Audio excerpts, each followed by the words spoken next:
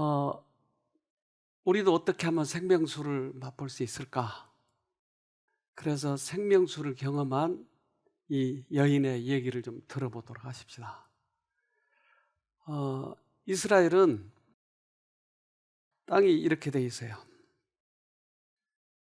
근데 밑에는 여기 보면 유대가 있죠. 이 유대에서 갈릴리로 가는 일들이 많이 있어요, 사람들이. 근데 이 길 지나가려면 사마리아를 반드시 지나가야 돼요. 그러니까 사마리아를 지나가지 않기 위해서 이렇게 돌아가요. 이렇게. 그러니까 얼마나 많이 돌아가요. 왜 그러냐면 사마리아 사람들은 그 과거에 다른 나라의 혈통과 많이 이렇게 섞였어요. 우리나라도 그랬나요? 6.25 때 미군들이 왔고 그런 사람들은 뭐라고 부르죠? 혼혈하라고. 그렇게 생각한 거예요. 그래서 사마리아 사람들을 개, 돼지 취급했어요. 그래서 상종도 안 하는 거예요. 단지 물건 사고 팔 때만 서로 거래를 해요. 필요한 것만. 근데 예수님이 이제 가시는데 유대인들처럼 그렇게 가야 될 텐데 사마리아를 지나가시는 거예요. 요한복음 4장 3절 유대를 떠나사 다시 갈릴리로 가실새 사마리아로 통하여야 하겠는지라. 네. 그래서 보통 유대인들은 이렇게 돌아서 가는데 예수님은 사마리아를 통해서 가는 거예요. 근데 가는 길에 이제 예수님이 우물가로 가게 됩니다. 목이 마르시겠죠? 요한복음 4장 7절 사마리아 여자 하나가 물을 길러왔음에 예수께서 물을 좀 달라 하시니. 그런데 그들은 서로 상종치 아니하잖아요. 그런데 물을 달라고 하니까 여자가 황당해 생각하는 거예요. 어? 유대인들은 우리하고 상종하지 않는데 왜 나에게 물을 달라고 할까? 예수님은 모든 족속, 모든 나라 사람들과 예수님은 이 당신과 교제하기를 원하는 거예요. 그래서 사람들의 마음을 읽을 때 그 마음에 열쇠가 어디 있는지 이걸 찾으셔요. 우리에게도 예수님께 특별히 배워야 할 부분이 이런 부분이 있어요. 우리는 다른 사람을 만날 때 그 사람의 마음 문을 어떻게 열까? 이것을 생각해 봐야 돼요. 꽤 많은 사람들이 이런 부분을 심리학에서 찾으려고 하는데 예수님한테 배워야 더 잘 배울 수가 있죠. 여자의 마음 문을 여는 열쇠를 찾으려 하였으며 하나님의 사랑에서 우러나오는 재치로서 호의를 베푸신 것이 아니라 그것을 요구하셨다. 물을 달라고 요구하셨어요. 때때로 우리가 무조건 베푸는 것보다 그 사람이 나에게 베풀도록 해서 마음 문을 여는 수도 있다 이 말이에요. 그래서 그 여자는 유대인이 이렇게 이야기하는 것에 대해서 깜짝 놀래요. 그리고 이렇습니다. 태양을 만드시고 깊은 바다를 통제하시며 땅의 물샘과 수로를 여신 그가 야곱의 우물에서 그의 피곤을 푸시고 물 한 모금의 선물마저를 낯선 사람의 친절에 의존하셨다. 그래서 예수님의 생애가 얼마나 진실하신지를 여기서 볼 수가 있는 거야. 나한테 물 한 모금 달라고. 그런데 예수님 스스로 물 만들 수 없나요? 근데 왜 물을 달라고 하죠?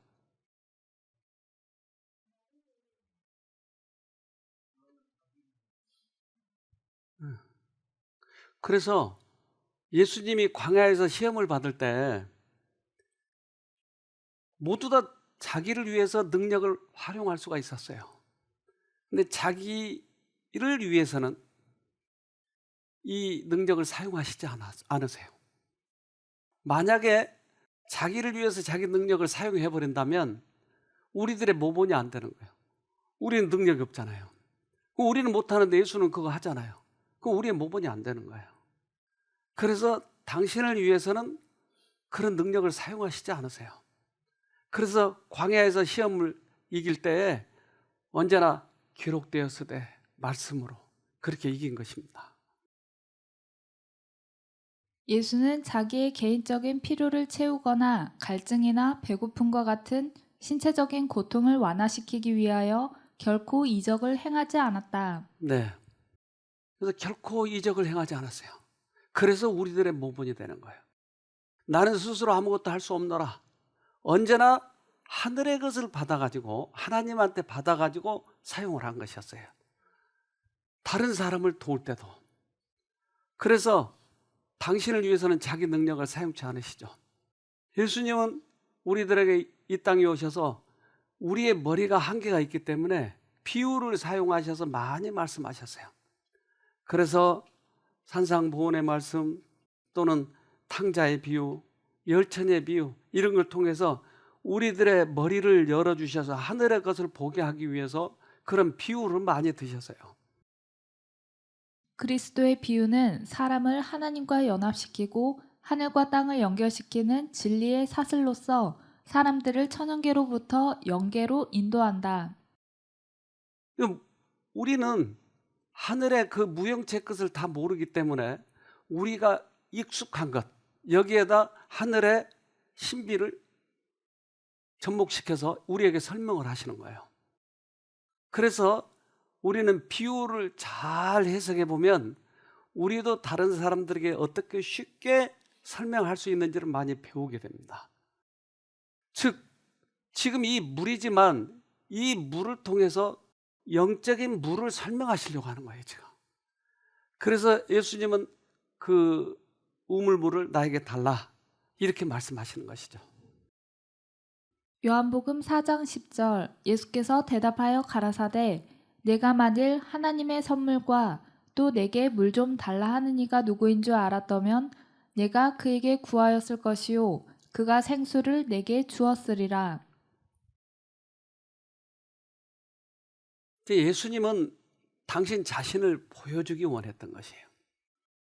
우리의 영혼이 필요한 건 뭘까요?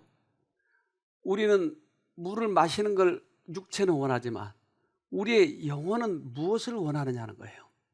뭘 갈급할까요? 아주 갑부로 산 사람도 영혼의 갈급함이 있을까요? 그래요. 아주 유명한 사람도 영혼의 갈급함을 느껴요. 그래서 많은 철학자들이, 특별히 철학자들이 IQ가 높았어요. 이 철학자들이 그것을 찾아가다가 결국 어떤 사람은 자살해버리고 어떤 사람은 쉽게 단명하고 이렇게 해서 많은 철학자들이 그걸 찾아 헤맸던 것이죠. 이 세상의 우물에서 그 갈증을 풀려고 하는 자는 다시 목마를 것을 마실 뿐이다. 도처에서 사람들은 만족을 얻지 못한다. 그래서 저도 출세를 위해서 최선을 다해서 회사 일에 열심히 했던 그러한 사람인데 이 갈증 때문에 결국 제가 예수님 만나게 된 거예요. 그러니까 우리를 만나기 위해서 예수님께서는 우리를 먼저 그렇게 만드시더라고요. 하늘의 은혜는 생수와 같아서 영혼을 순결하게 하며 소성시키며 활력을 준다. 우리가 생수를 마시면 갈증이 풀리고 그 다음에 우리 이 모든 부분이 안정을 이루어요. 목이 마를 때는 안정치 못해요. 그런 것처럼 영혼도 이 생수를 마시지 못하면 그렇게 되더라고요. 예수님께서는 그래서 이 사마리아 여인과 만나서 이런 대화하는 중에 우리들의 영혼을 다시 한번 깨우치는 계기가 될 거예요. 예수께서는 그 여자의 흥미를 일으키시고 자기가 말씀하신 그 선물에 대한 욕망을 일깨우셨다. 그 여자는 예수께서 말씀하시는 것이 야곱의 우물이 아님을 깨달았다. 이 얘기하는 중에 이게 보이는 것이 아니고 영혼에 관계된 것이구나 이렇게 지금 깨닫고 있는 거예요. 그러니까 우리가 예수님을 지금 만나는 과정이라면 어떻게 할 것인가 이걸 비교하면서 들어보는 거예요. 우리도 예수님을 간절하게 만나고 싶잖아요. 근데 이 사마리아 여인이 어떻게 만났는지를 우리가 적용하면 우리도 만날 수 있다고 하는 것이죠. 그래서 예수님께서는 그 여인과 이렇게 대화하는 중에 우리들에게 이러한 교훈을 주고 있는 것입니다. 요한복음 4장 15절 여자가 가로되 주여 이런 물을 내게 주사 목마르지도 않고 또 여기 물 길러 오지도 않게 하옵소서. 예수께서는 그 여자의 흥미를 일으키시고 자기가 말씀하신 그 선물에 대한 욕망을 일깨우셨다. 그 여자는 예수께서 말씀하시는 것이 야곱의 우물이 아님을 깨달았다. 이제 영혼에 관한 것이라고 하는 것을 깨달으면서 그러면 내가 그 물을 마시게 해주세요. 이 여자는 어떤 갈급함이 있었을까요? 그렇죠. 우리들이 예수님을 만날 수 있는 첫째 조건이 갈급함이에요. 갈급함이 없으면 어떡하죠? 달라고 해야죠. 나에게 어떠한 목적이 없으면, 목적의식이 없으면 우리는 대부분 갈급함이 없어요. 그런데 나에게 확실한 목적의식이 있으면 그 갈급함이 찾아와요. 성경 말씀도 내가 그것을 연구하고 찾으려고 할 때 갈급함이 생기지, 보지 않으면 그리고 그냥 읽어버리고 지식적으로만 이해한다 그러면 갈급함이 오지 않아요. 근데 이것을 어떻게 생애에 적용하지? 내가 어떻게 이 사람들이 이것을 나눠주지? 이러한 목적의식이 생기면 갈급함이 생기는 거예요. 그리고 깊이 파들고. 그래서 예수님께서는 이 여자의 영혼을 지금 그 깊이 깨우쳐주기 위해서 대화를 하는 것을 우리가 좀 보자고요. 예수는 너는 나의 신체적인 갈증을 해소시켜 줄 수 있지만 나는 너의 영혼의 갈증을 해소시켜 줄 수 있다고 암시했다. 즉 그 말이에요 지금. 내가 생수를 너에게 달라고 하지만 너는 나에게 이 육체를 갈증을 해소시켜 주는 것을 나에게 주지만 나는 너의 영혼의 갈증을 채워줄 수 있는 거야. 이런 의미로 이 얘기를 하시는 것이죠. 우리 영혼들의 갈증을 해소시킨다고 하는 것은 얼마나 우리들의 큰 축복인지 몰라요. 요한복음 4장 16절 가라사대 가서 내 남편을 불러오라. 왜 갑자기 화제를 바꿔버릴까요?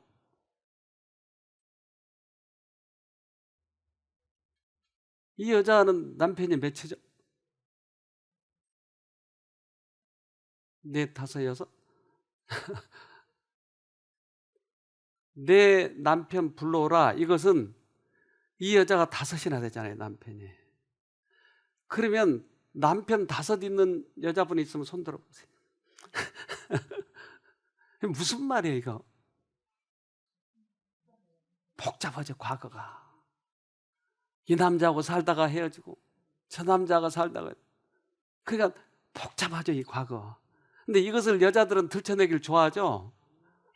아니요. 절대 들춰내기 원하지 않죠. 그런데 예수님이 수치를 주려고 이랬나요? 왜요?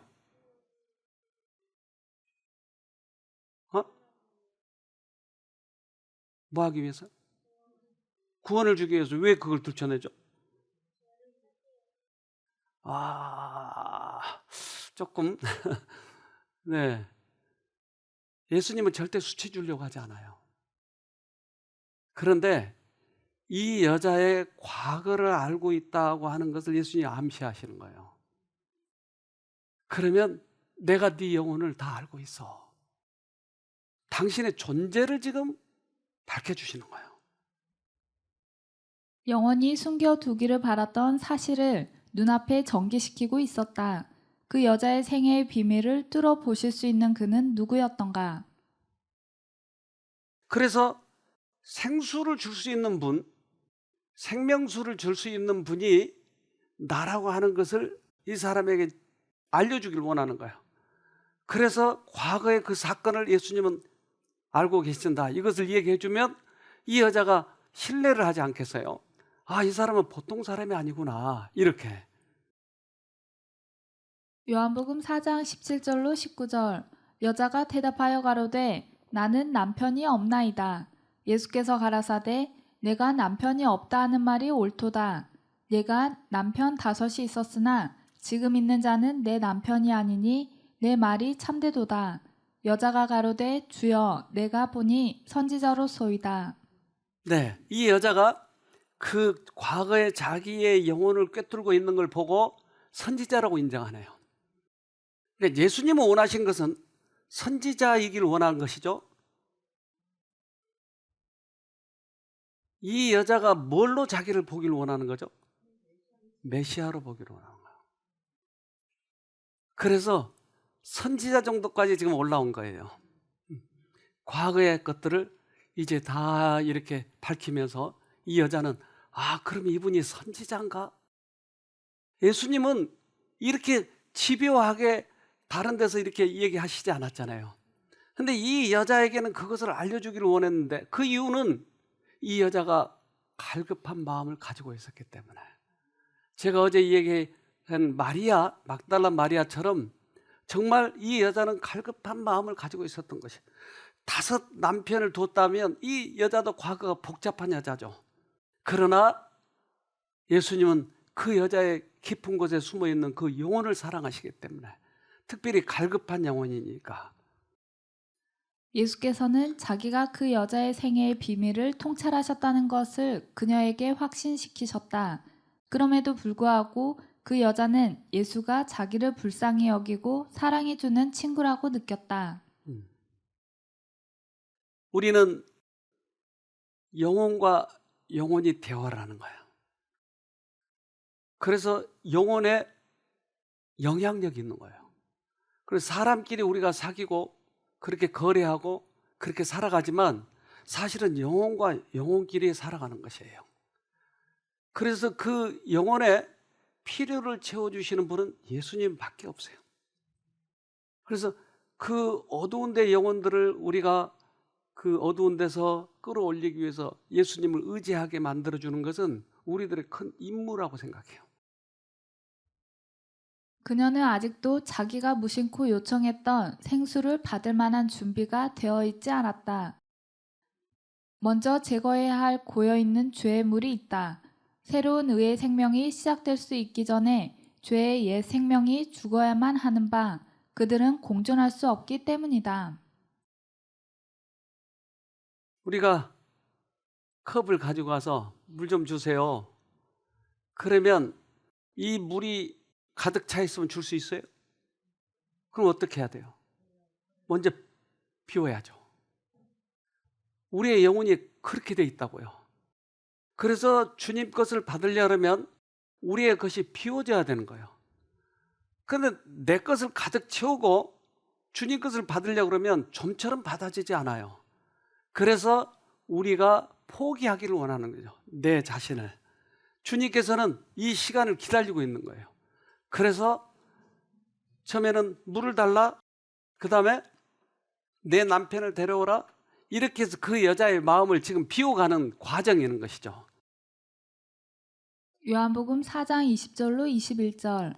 우리 조상들은 이 산에서 예배하였는데 당신들의 말은 예배할 곳이 예루살렘에 있다 하더이다. 왜 갑자기 이 여자는 이 얘기를 할까요? 갑자기 예배 얘기를 왜 하죠? 네? 유대인들은 어디서 예배를 본다고요? 예루살렘에. 이 사람들은 그리심산, 자기 산 있는 곳에. 그러니까 당신들은 우리하고 틀리잖아요. 당신들은 거기서 예배를 보지만 우리는 우리 땅에서 예배를 봐요. 이것은 피해가려고 하는 것이었어요. 이제 자기 자신이 들춰지고 또 이제 마음에 갈등이 있는 거예요. 그래서 받아들이냐 아니냐 이런 과정 속에서 피해가려고 하는 것이에요. 근데 예수님은 이것을 정확히 알고 이렇게 말씀하십니다. 요한복음 4장 23절. 아버지께 참으로 예배하는 자들은 신령과 진정으로 예배할 때가 오나니 곧 이때라. 아버지께서는 이렇게 자기에게 예배하는 자들을 찾으시느니라. 이 땅의 종파는 사람들이 만들어 놨어요. 그렇잖아요. 원래 신은 유일신이죠. 그런데 우리 교파 이렇게 따지는 것은 사람들이 만들어 놓은 거예요. 근데 하나님께서 받는 예배는 어떤 예배죠? 신령과 진정으로. 그럼 신령과 진정이란 말은 무슨 말인가 하는 거예요. 우리가 하나님께 드릴 예배 중에서 중요한 것은 내가 복장을 깨끗이 와서 헌금 내고 하는 예배죠. 진정으로 예수님을 찾는 마음으로 와서 예배 드리는 이 예배만 주님께서는 받아주신다는 거죠. 종교는 외형적인 형식과 의식에 한정되어서는 안 된다. 하나님께로부터 나오는 종교가 하나님께로 인도하는 유일한 종교이다. 네. 그래서 지난번에 우리 학생들이 질문을 했어요. 왜 우리는 이 교회만을 다녀야 되나요? 하고 물어봤어요.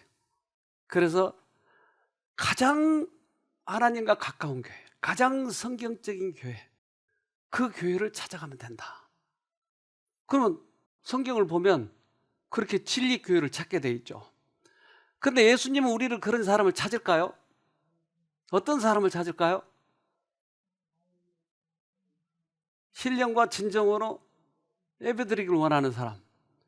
그래서 예수님이 우리를 찾는데 이렇게 표현하는 거예요. 어린 양, 잃어버린 은전, 이런 사람들을 예수님이 찾는 것을 사람들에게 알려주기 위해서 저런 비유를 드신 것이에요. 내가 너를 그렇게 찾아. 그러니까 우리를 그렇게 찾으신다고 하는 것을 염두에 두고 예배를 보는 거와 그냥 형식적으로 예배 드리는 것은 전혀 다른 것이죠. 가시적인 장소나 예배의 형식보다는 사람들이 그분을 예배할 때 어떤 정신으로 하느냐에 관심이 있다. 제가 어느 그 스님하고 얘기를 나누는데 이 스님이 이제 저하고 이 얘기가 좀 많이 여러 가지로 좀 엇갈리는 거죠.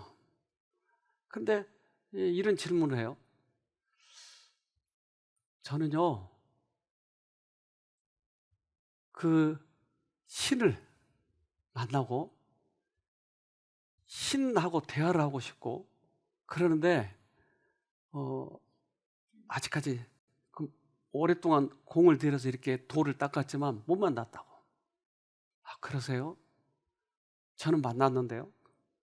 깜짝 놀라요. 아니, 어떻게 만나느냐고. 그래서 우리가 예수님을 만나는 과정들을 좀 설명을 해줬어요. 그것이 신이니까. 예를 들면 우리가 가장 마음이 갈급할 때 예수님께서 우리를 만나 주시거든요. 그럼 갈급하게 한 것은 누가 했죠? 성령께서 하신 거예요.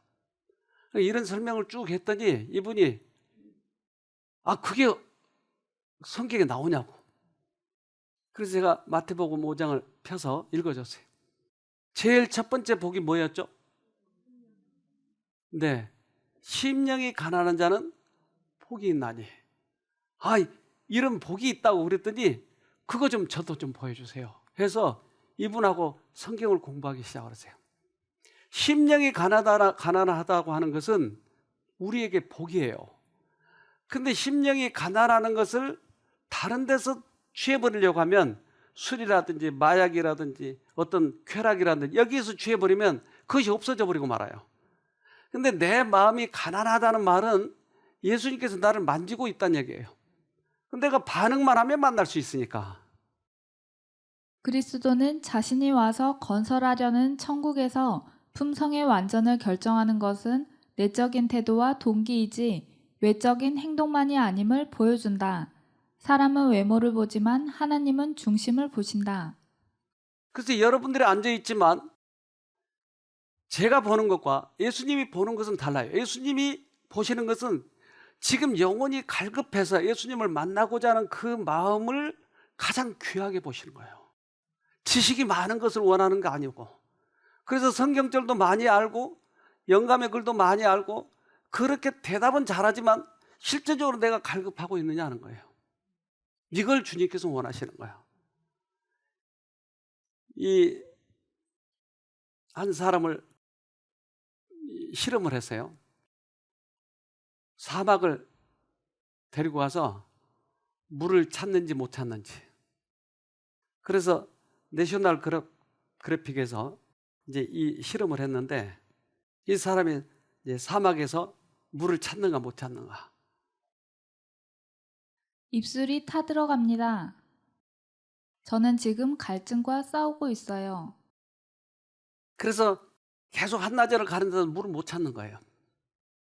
근데 어떤 징조가 보이는데 저런 나무와 숲이 보이기 시작하는 거예요. 이건 밑에 물이 있다는 증거죠.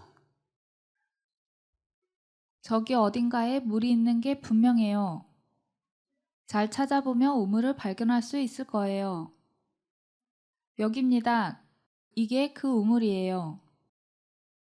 바람에 날려온 모래에 완전히 덮여버렸죠. 모래가 얼마나 쌓여있는지 짐작할 수가 없어요. 1m 정도가 아닐까 싶어요. 먼지가 퍽퍽 나죠. 이러고도 물을 찾지 못하면 에너지만 잔뜩 소모하게 되는 셈이죠. 이렇게 파도 잘 나오지 않는 거예요. 그 전에 지나간 사람이나 동물들이 이걸 파가지고 물을 마셨는데 시간이 지나면 이렇게 다 덮여버린 거예요. 그래서 못 찾는 거죠. 체력 안배도 중요합니다. 이렇게 땀을 계속 흘리면 귀한 물을 더 잃게 될 테니까요. 그런데 좀 더 깊이 들어가 보니까 물기가 있는 거예요. 이렇게. 흙의 색이 점점 더 어두워지고 있어요. 거의 다 온 것 같습니다. 물이 있어요. 물을 찾았네요. 물이 나옵니다. 어떻게 저 사막 한가운데 저렇게 맑은 물이 나올까요? 정말 기쁩니다. 그냥 여기 있고 싶어요. 사막에서 물을 찾았으니 얼마나 기쁘겠어요. 마태복음 5장 3절 심령이 가난한 자는 복이 있나니 천국이 저희 것임이요. 자, 이 사막에서 헤맨 사람이 가장 필요로 한 것은 물이었어요. 그렇다면 우리의 영혼이 지금 헤매고 있는데 우리 영혼에 가장 필요한 것은 영혼의 물인 것이에요. 그래서 심령이 가난하다 이 말은 물을 찾고 있다는 얘기예요. 그때 물을 만나면 얼마나 기쁜지 몰라요. 우리들이 목적의식을 가지고 있을 때 이 하나님의 말씀이 그렇게 우리들에게 달고 맛있는 거예요. 근데 목적의식이 없으면 이 말씀이 졸리기만 하는 거예요. 무슨 흥미가 있는 거예요? 전혀 흥미가 없는 것이죠. 그래서 목적의식을 내가 반드시 하늘에 가야 되겠다고 생각이 되면 지금 이러한 말씀이 나에게 달아요. 이사야 44장 3절 대저 내가 가란 자에게 물을 주며 마른 땅에 시내가 흐르게 하며 나의 신을 내 자손에게 나의 복을 내 후손에게 내리리니. 누구에게 물을 준다고요? 가란 자에게. 요지예요. 가란 자에게 물을 주는 거예요. 내 마음이 가라지 않다고 하는 것은 다른 쪽으로 가고 있거나 목적 없이 그냥 헤매고 있는 거예요. 우리에게 목적이 있을 수 있을까요? 어쩌면 우리는 하늘을 가야 되기 때문에 분명한 목적이 있는 것이에요. 예수님을 만나야 된다는. 또는 내가 다른 사람에게 이 복음을 전해줘야 된다 그러면 복음을 전하는 방법을 배우고자 하는 목적이 있는 것이에요. 그러면 예수님이 어떻게 복음을 전하였는지 이것을 알게 되면 우리는 쉽게 전할 수 있는 것이에요. 근데 이런 목적이 없이 그냥 살아가는 거예요. 그래서 이 가란 자, 그때야 가란 사람이 되는 거예요. 내가 찾아야 되겠구나. 구원을 확신해야 되겠구나. 예수께서는 그 여인에게 하신 당신의 말씀이 그 여자의 양심을 깨우쳤을 때에 기뻐하셨다. 예수께서는 그 여자가 생명수를 마시는 것을 보셨다. 그리하여 그분의 주림과 갈증은 채워졌다. 애를 낳으면 한 1, 2개월 흐르면 눈이 떠지죠? 눈으로 보죠, 애들이? 한 2, 3개월 지나야 되나요? 이제 애를 안 낳아봐서 잘 모르겠는데. 예? 아, 그러던가요? 예, 3일만. 그렇군요. 그런데 얘가 엄마하고 눈을 마주칠 때, 그때 까꿍까꿍 하면 얘가 까르르 웃고, 이때 얼마나 기뻐요, 엄마가. 이제까지는 못 보고 다른 데만 쳐다보고 고개도 못 가누고 하다가 눈을 마주치고 까르르 웃어주면 엄마의 기쁨이 솟아나는 거예요. 그 산후 그렇게 고통스러운 게 다 싹 가신다고 그러더라고요. 우리 예수님은 이 여인이 눈을 마주쳤을 때 그분의 갈증이 해소됐다고 한 거예요. 우리의 영혼이 주님을 쳐다볼 때 갈증이 예수님이 해소가 됐다고 얘기하는 거예요. 그러니 이제까지 우리들이 산 삶이, 신앙생활이 그저 마냥 흘러가다가 모처럼 눈이 떠서 예수님을 쳐다보는 것, 이것이 얼마나 우리들에게 큰 축복인지 몰라요. 예수님이 갈증이 해소되니까요. 감람산에서 있었던 존경받던 랍비와의 심야 토론과 수가의 우물가에서 만난 천한 여인과의 대화에서 예수님은 그들의 마음이 감동을 받을 만하고 그들의 생각이 열려 있으며 진리의 부활을 받아들일 만한 정신이 있음을 그들에게 보시고 입을 열어 값진 진리를 그들에게 말씀하셨다. 그래서 이 사마리아 여인, 그 대화 속에서 우리들이 니고데모처럼 간절히 원하고 그가 새로 거듭나기 위해서 했던 대화와 사마리아 여인이 예수님을 만나는 그 대화 속에서 우리들은 많은 것을 배워야 될 거예요. 어떻게 예수님을 만났는지. 우리도 예수님을 만나야 되지 않겠어요? 어떻게 만나야 되는가? 이것이 너무나 소중해요, 사실은. 그래서 예수님은 이 영혼들을 만날 때마다 이렇게 말씀하시는 거예요. 그러면 그들을 통해서 우리들에게 교훈을 준 것을 우리가 취해보자고 하는 거죠. 예수의 임재하심의 순결이 그녀의 죄를 정죄했으나 그는 책망은 한마디도 하지 않으시고 영혼을 소생시킬 수 있는 당신의 은혜에 대하여 말씀하셨다. 그 여자는 예수의 신분에 대하여 어느 정도 깨닫기 시작했다. 혹시 이분이 오랫동안 기다려오던 메시아가 아니실까? 이제 주님께서는 그의 마음속에 있는 것을 들춰내시고, 그렇다면 선지자보다 더 높으신 분 누군가 아닌가. 그래서 그 사마리아 사람 유대인들은 오래전부터 메시아가 오기를 기다렸어요. 그 메시아를 히브리어로는 메시아라고 하지만 헬라어로는 뭐라고 그러죠? 그리스도. 한국말로는 뭐라고 그러죠? 그리스도. 크라이스트, 미국말로는. 그래서 이 메시아를 기다리고 있는데 그들은 메시아 그리스도 예수를 모두 다 그들은 대명사를 써서 그라고 얘기해. 그. 그러니까 그의 이 얘기는 뭘까요? 히스 스토리예요. 그러니까 히스토리. 아, 역사군요. 그러니까 그 히스토리는 오랫도록 기다렸던 메시아를 상징한 것이었어요. 은은 고통스러운 투쟁이나 지치게 만드는 수고, 그리고 선물이나 희생으로 얻어지는 것이 아니라 그것을 얻고자 줄이고 목말라 하는 모든 영혼에게 거저 주어지는 것이다. 자, 그렇다면 이 메시아를 만날 때 어떻게 만나야 되나? 수고하고 지치고 그렇게 해서 만나는 것이 아니다. 그냥 목말라 하면 만나는 것이다. 교회 가서 헌금을 많이 내는 것이 만나는 것이 아니고, 선한 일을 많이 해서 만나는 것이 아니고, 갈급하면 만난다는 것이에요. 어느 창고 속에 갇힌 뱀이 그 속에 들어갔는데 뱀이 창고 속에서 못 나가는 거예요. 근데 그가 얼마나 목마르겠어요? 창고 속에서.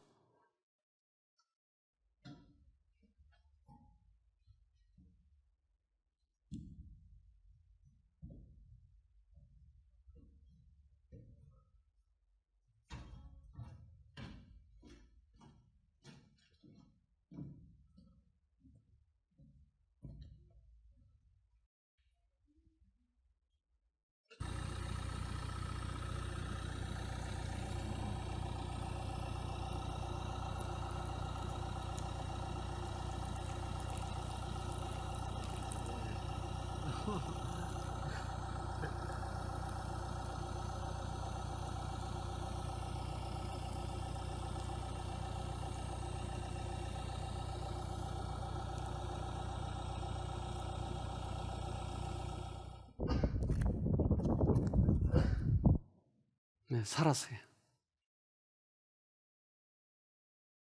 뱀을 살려줬네요. 얼마나 목이 마르면 저렇게 사람이 주는 물을 먹을까요? 네. 전심으로 하나님을 찾을 때 그대들은 주님을 만나게 될 것이며 모든 지각에 뛰어난 그리스도의 사랑이 그대들의 마음과 생애를 지배하게 될 것이다. 네. 이제 우리가 전심으로 주님을 찾으면 이제까지 보이지 않았던 것이 보일 거예요. 그게 마치 생명이 새로이 생명 안경을 쓰고 보는 것처럼 새롭게 보이기 시작해요. 그러니까 어차피 내가 예수님을 만나야 된다면 이 갈급한 마음을 가지고 확실히 만나야 되지 않겠어요? 그러니까 이 사람들의 방법대로 우리도 한번 해보자는 거죠. 예레미야 24장 7절 이제는 내가 그들에게 나를 그들의 주로 알아볼 수 있는 마음을 주겠다. 그러면 그들이 온전한 마음으로 나에게 돌아와서 나의 백성이 되고 나는 그들의 하나님이 될 것이다. 네, 이것이 예수님을 만난 사람들이 얘기해요. 이제까지는 보이지 않았던 게 보이게 돼요. 영혼의 새로운 눈으로 이렇게 보이기 시작하는 거예요. 그래서 이스라엘 사람들은 그들이 오래도록 기다렸던 그 메시아, 그의 이야기, 그것이 히스토리였어요. 그러니까 그의 이야기였어요. 그라고 하는 것은 바로 대명사로 그리스도를 상징한 것이었어요. 빛은 이미 그 여자의 마음을 환히 비춰주고 있었다. 그리스도께서 모든 목마른 영혼에게 주시는 영적 생명인 생명수가 그의 마음속에서 솟아나기 시작하였다. 하나님의 영이 그에게 역사하고 있었다. 저는 오랫동안 이 현장에서 기사 역할을 하다가 마음이 공허하더라고요. 출세는 하고 싶은데 마음이 공허한 거예요. 그래서 어디서 예수님을 찾을까? 그때는 예수님 몰랐어요. 어디서 이 마음 공허함을 풀을 수 있을까? 그래서 사우디에 갔을 때는 제가 술을 좋아해가지고 술을 사우디는 안 줘요.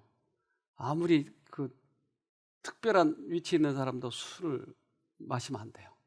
그래서 술을 만들어요, 우리가. 거기 건포도가 많이 있거든요. 건포도를 물에다 담궈가지고 그 따뜻한 데다 놔두면 이게 보글보글 끓어가지고 이게 술이 되는 거예요, 며칠 후에. 그러면 그 술을 마시면 해롱해롱 하긴 하는데 이 술이 깰 때 머리가 많이 아프더라고요. 그래도 그렇게 해가지고 만들어 먹어요. 그러니까 공허함이 가시지 않으니까. 더구나 이 사막에서 일을 하면 얼마나 그런지 몰라요. 그래서 아침에 현장에 나갔다가 저녁에 숙소로 들어올 때까지 그런 이제 현장 점검을 맨날 해야 되니까 하루 종일 그렇게 나가 있는 거예요. 근데 이제 전무회나 상무에게는 이게 잘 보여야 나중에 진급시켜 주잖아요. 그러니까 그 사람 올 때면 밤에까지 일을 하는 거예요. 근데 낮에도 현장에 나가 있다, 밤에도 나가 있다 이러면 지치더라고요. 근데 내가 그때 젊었지만 지친 거예요. 근데 어느 날 침대에 와서 눕는데 내가 누웠는지 서 있는지 앉아 있는지를 모르겠어요. 등의 감각이 다 없어졌어요. 최선을 다해서 출세해야 되니까. 그 순간 내 생각에 이러다 죽을 수도 있겠구나. 그럼 내가 뭘 위해서 이제까지 이렇게 열심히 해왔지? 출세했네. 그러면 출세 다음에는 돈 좀 번다면 그 다음에는 가보니까 아무것도 아니고 결국 사람이 죽는 거예요. 그때 내 생각에 인생을 뭔가 좀 가치 있게 살아야 되겠구나. 그럼 어떻게 가치 있게 살지? 그래서 한국에 이제 휴가로 왔는데 우리 집사람이 저보고 이 영어 학원 거기 가서 영어를 더 많이 배우면 좋지 않느냐. 그래서 영어 학원에 갔어요. 근데 그 목사님이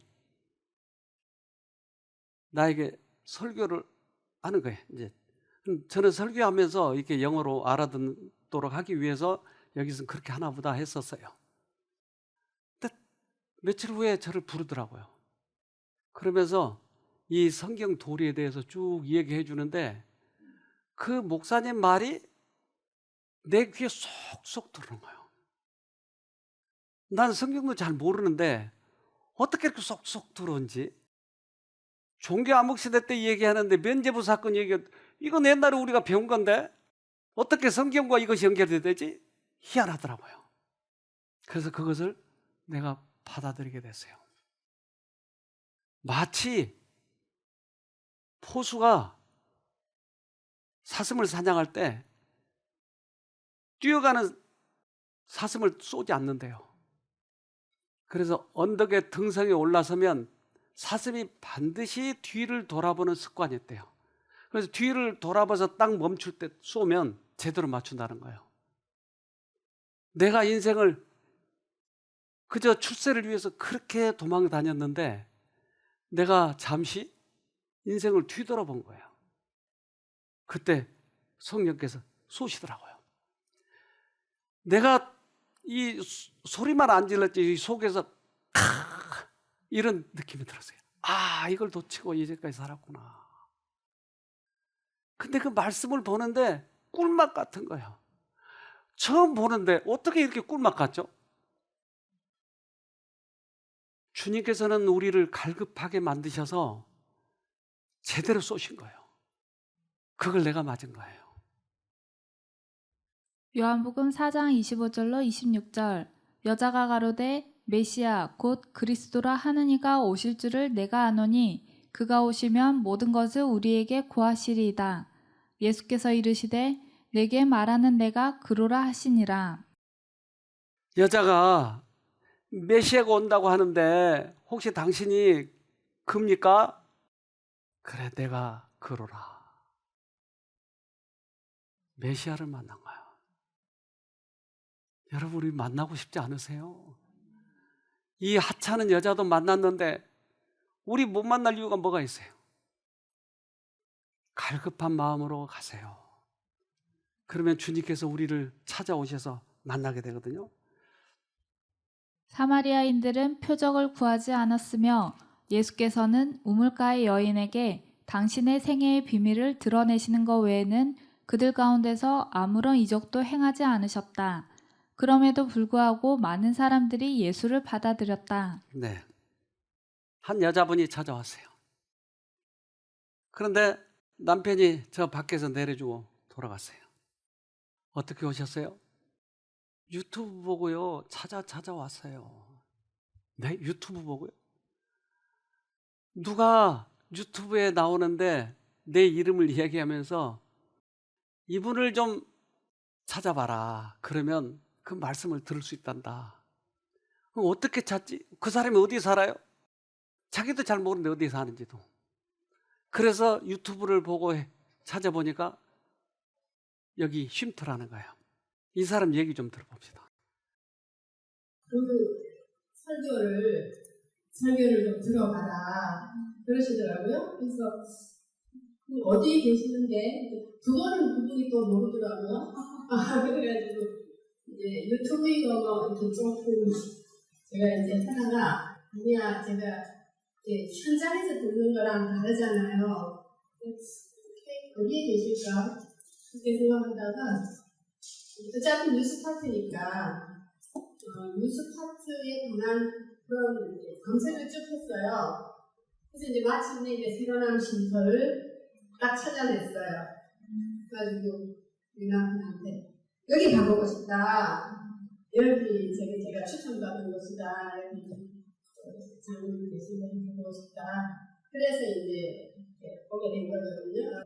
저는 가톨릭 신자인데요. 이게 할머니부터 신자여셔가지고 거의 모태신앙 같은 그런 신자예요. 그래서 저희도 잘 모르고 그렇지만 이제 어떤 그 분위기에서 이렇게 컸던 것 같아요. 조금만 뭔가 갈급한 거예요. 이게 뭔가 이거 말고 무슨 분명한 어떤 메시지나 길이 있지 않을까. 내가 성경을 많이 읽어도 그것이 나한테 이렇게 바로 전해지거나 하나님을 바로 만날 수 없는 그건 뭘까? 뭔가 이게 제가 조금 더 그러니까 갈급한 거죠. 그런 생각이 좀 많이 있었거든요. 근데 이제 이번에 정말 이 좋게 이 쉼터를 알아내서 오게 돼가지고 정말 원장님과 사모님한테 정말 감사드리고요. 이렇게 쉽게, 이렇게 명쾌하게, 이렇게 알려주시는 제가 아직은 제가 처음이거든요. 그래서 너무 정말 마음이 개운하고 뭔가 자꾸만 이렇게 손 잡힐 것만 같고 그리고 또 여기 계시는 거 아닐까 이런 생각을 제가 하고 있고요. 찾고 찾았네요. 그러니까 그동안 얼마나 이 사람은 그 마음이 답답했겠어요. 근데 이 사람이 어떻게 해서 찾아왔죠? 갈급하니까.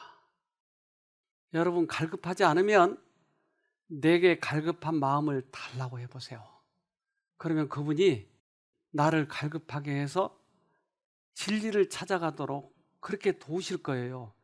지금 우리는 너무나 이렇게 진리가 풍족하게 있기 때문에 이것에 대해서 갈급함을 몰라요. 그런데 내가 이제 찾아가기 시작하면 주님께서 나를 인도하실 거예요. 여러분 꼭 승리하길 바랍니다. 기도합시다. 하늘에 계신 아버지, 우리들에게 은혜를 베풀어 주셔서 어떻게 하나님을 만난지를 가르쳐 주셔서 감사합니다. 그래서 다시 갈급한 영혼을 만들어 주셔서 이제까지 그저 속절없이 지내고 말았지만 이제 적극적으로 주님을 만나서 구원을 꼭 확신할 수 있도록 도와주시옵소서. 예수님 이름으로 기도합니다. 아멘.